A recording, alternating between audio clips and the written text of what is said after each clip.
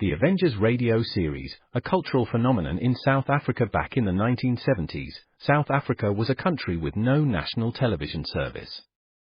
It wasn't until 1976 that the country would get its first taste of television broadcasts. But before that, radio was the primary medium of entertainment and information for the masses. This was the context when The Avengers, a British spy FI series, made its debut on South African radio and became a cultural phenomenon. The Avengers was a British television series that originally aired from 1961 to 1969. The show revolved around the adventures of John Steed, a suave and sophisticated secret agent, and his various female associates. The series was a unique blend of traditional spy thriller elements with science fiction and fantasy, which set it apart from other shows of its time. While the series was hugely popular in the UK and had also made a significant impact in the American markets, being one of the rare British series given a network transmission slot, it was virtually unknown in South Africa. This was primarily due to the lack of a national television service in the country until 1976. However, as a film series, The Avengers was able to gain some exposure in South Africa through film rentals. But it was the launch of the radio series that truly brought The Avengers to the masses in South Africa. Come and listen at www.myclassicradio.net. And now, Bob Elliott and Ray Goulding present the CBS Radio Network.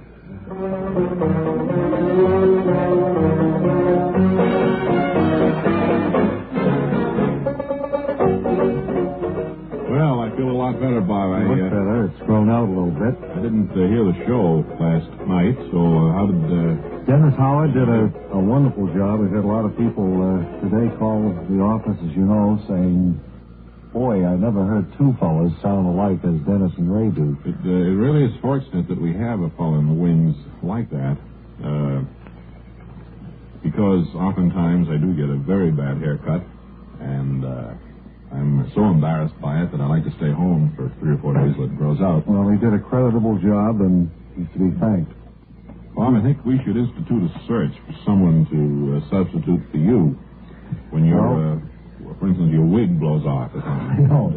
We don't want to come out on stage. I've never been able to find anyone who could really match the vocal timbre that I have. Maybe we could have an audition on the air sometime. Well, we might. I was going to tell you one thing that you missed yesterday, and if you didn't hear the show, you even missed listening to it. Was a wonderful memory portion with Ole Olehi. Remember? He used to write Linda Lovely. Oh, yes. Owen Harkness, Mary Backstage. Leo's with us all this week. He'll be by in a little while. Is that the old fellow I saw back in your office before the show, sitting there? Yes. He has aged quite a bit. I shouldn't say that. He's probably tuned in now. Hey, that's some refrigerator and hot plate you have back in your office, Bob. Yeah. Did you put that in over the weekend? Yeah, last Friday, I think. Yeah, well, I'm going to get something like that myself. That's a good idea. Before the show, you can relax. Handy, you can make beef bouillon and clam chowder if you like it. Coffee, tea. Cocoa. Hope we haven't left out any. Mozzarella. Have we included everything now that you could make with hot water? Eggs, boiled eggs. I guess that's about it. Hot chocolate. But I mentioned, well, I said the cocoa. That covers that. Yeah. Yeah, I think that covers everything. Yeah. Okay, then let's... Well, you forgot instant gravy. That's right. My uncle manufactures it. Well, we could put it with instant potatoes, Really too. scream. All right, well, we've mentioned it now. There's no sense to go any further with it. I do want to get to our friend, the animal lady. May we have her theme, please?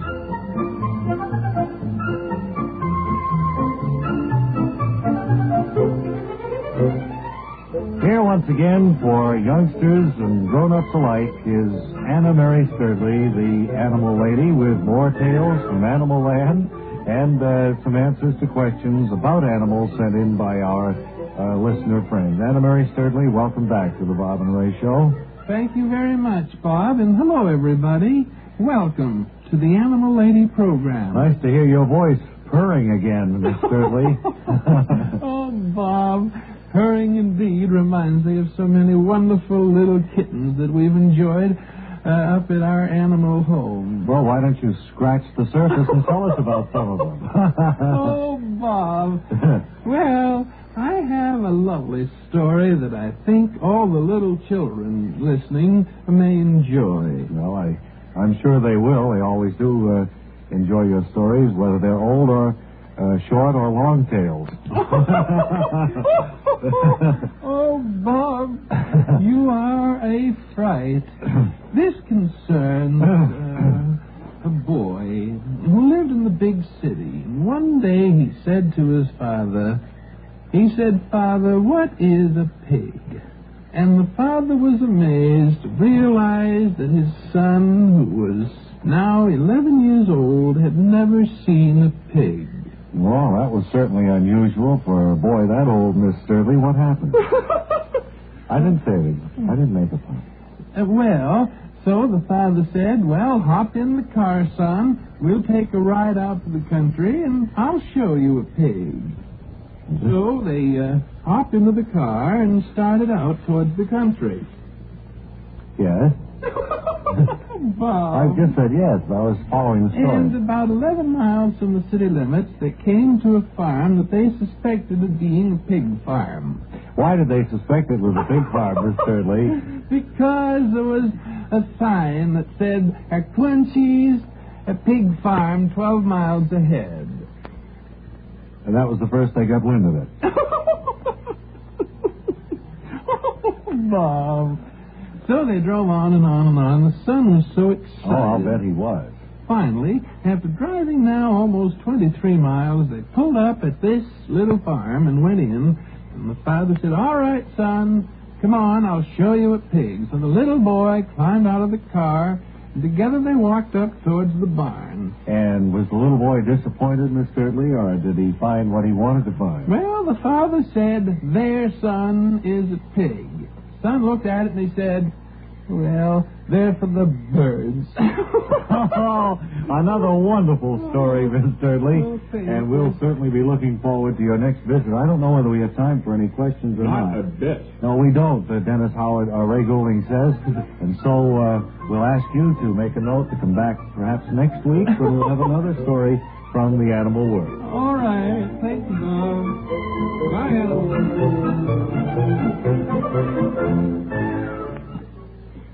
And now, let's see, we have time out briefly for a sparkling feature new to broadcasting called Little Known Things. Little known things about what? We're bounded only by the soaring outer limits of mankind's accumulated knowledge.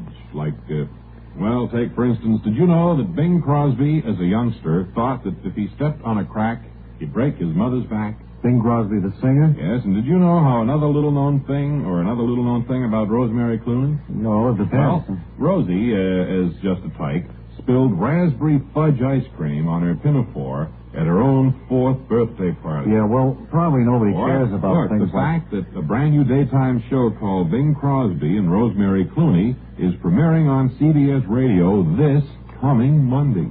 Well, there's nothing little known about that. Everybody's looking forward to hearing them. Didn't want to catch anybody napping, that's all. It's coming Monday.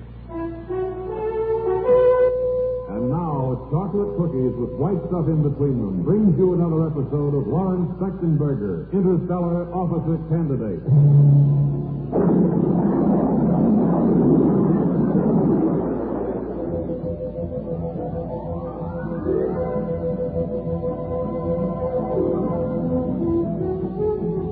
In our last episode, Lawrence Spechtenberger had remained on the planet Venus and was running a frozen custard stand with the help of the very nice lady there. Despite the efforts of the people at the Interstellar Space Academy to ask him to return, he didn't follow their instructions. Now we hear him after a hard day's work back in his apartment. Ah, yes. I feel comfortable Yeah. You know, and undisturbed. after a really hard day like today, it's nice to come home to you and to be so. Where you have released all of your problems Yeah. and they are floating away You know, we had one much fellow. like a feather Yeah. We had that a. is floating lazily Yeah. and aimlessly Yes, dear.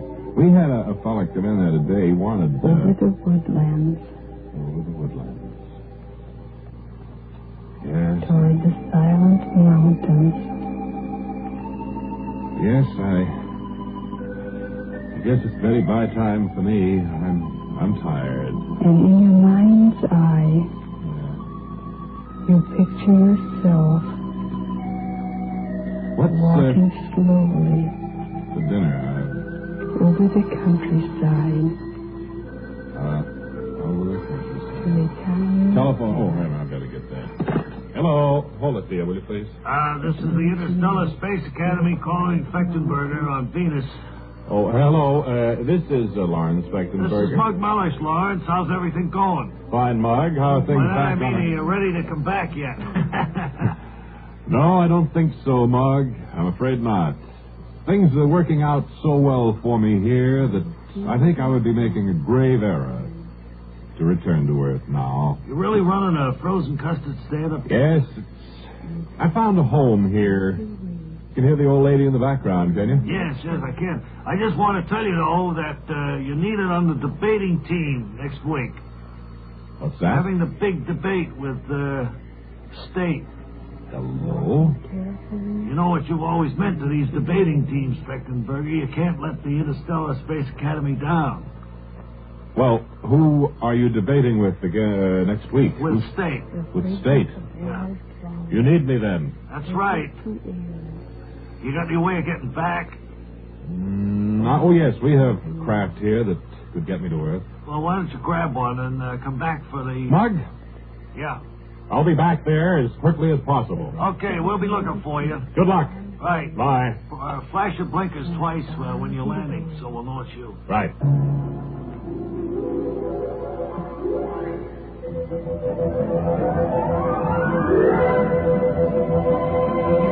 And so, in response to Mug Mellish's request that he return for the debate next week, Lawrence Fechtenberger decides to hop on a spaceship and head for Earth. Be sure and join us next week for the big debate when we'll hear Fechtenberger say, Come on, pack your duds, babe. We're going back to Earth. in the next episode of Lawrence Fechtenberger, Interstellar Officer Candidate.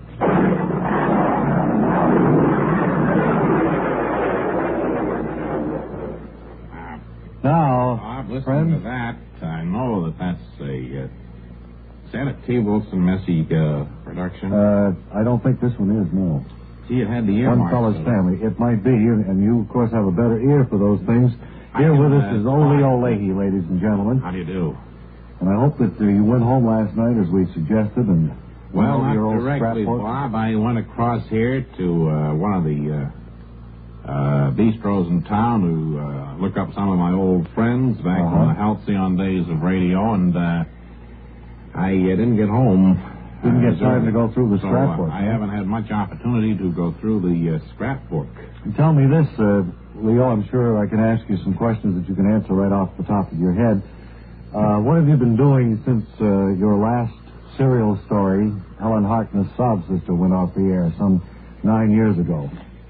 Has it been that long? Yes, it's hard to believe. Well, I'm in the real estate business now and insurance business. Bob. Well, let's let it And go I with that. have We have a, enough truck with insurance. small people.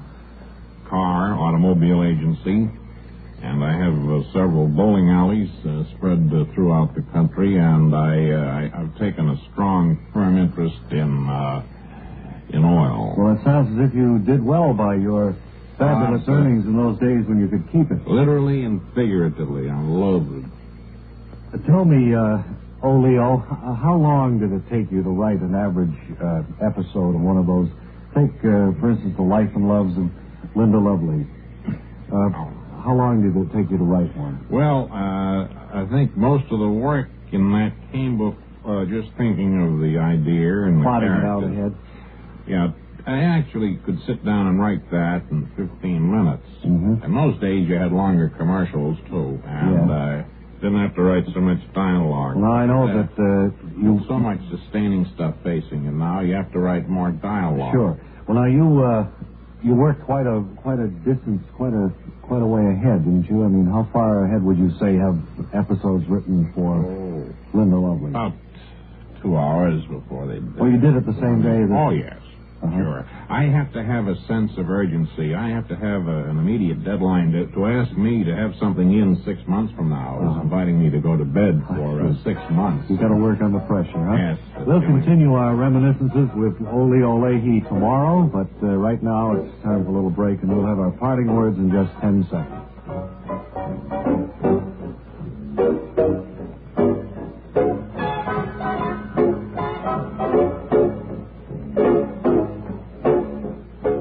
Okay, it's time to say so long. And until tomorrow, this is Ray Goulding reminding you to write if you get work. Bob Elliott reminding you to hang by your thumbs. Art Linkletter's House Party, a great weekday jamboree on the CBS Radio Network. KCBS, AM/FM, San Francisco. FM, San Francisco.